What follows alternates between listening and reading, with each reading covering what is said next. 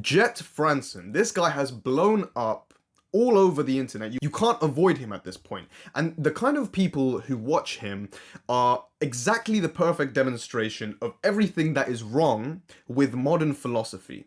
Not even because I dislike his videos or him as a person, but because recently he left his basement. And what happened when he left his basement? He was getting hated on left, right, and center by the very people who are supposed to be his fans. Now, I'm not fully in the loop of internet drama. I don't actually know specifically why he is getting hated on so much. Perhaps I'm wrong about all of this, but I almost foresaw this in a way because I know the kind of person who watches his videos, and I knew that it had to crumble at some point.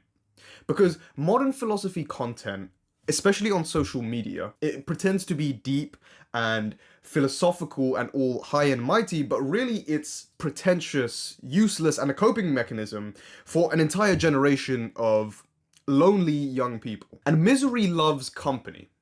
Again, I don't know specifically what he did, but I do know that the kind of person who watches him likes the archetype of the loner in their dark basement, who talks about why everything is bad and how they are above all of that. And this is actually a well-known psychological phenomenon. Let me explain it very briefly, right?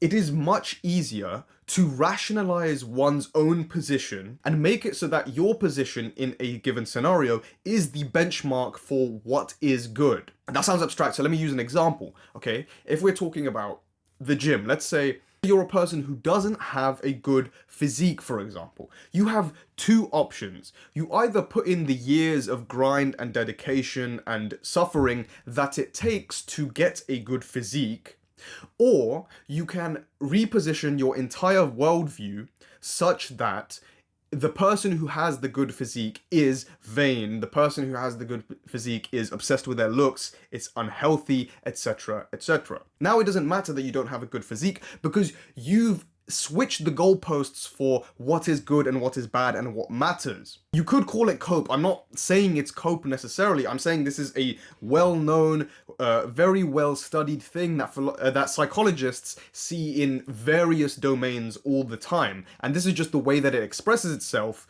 in the philosophy kind of sub-niche on the internet. So why am I even talking about this is the question, okay? The reason is that philosophy used to be one of the most powerful and intellectually exciting fields for centuries that we had ever developed as a species. And what we're seeing today is the brutal downfall of a subject and field that concerns itself with the pursuit of truth and knowledge, and seeing the effect of that coming into contact with a generation that feels like society has failed them, and online platforms that reward regurgitated AI slop content. And by the way, I'm not saying that Jet posts AI slop content. I'm just saying that this is the way that these platforms are designed, for good or for bad.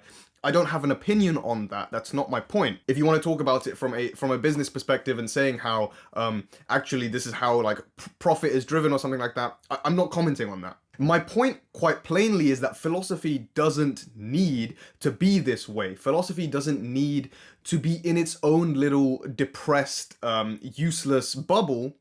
It can and should interact with other subjects and the real world, and that intellectual curiosity has not and never will actually go away, I don't think. I think this is something that is deeply innate to humans as a species and will continue to exist in some form or another as long as we are around. If that message resonates with you, then make sure to subscribe to the channel to keep seeing how I explore those questions from neuroscience, philosophy, mathematics, and much more. The point is that these are all deeply interconnected systems and subjects that shouldn't be separated, and something like philosophy, which seeks to uncover truth about the universe that we live in at its fundamental level, should be concerned with exploring that in every domain it possibly can. Let me know your thoughts in the comments down below.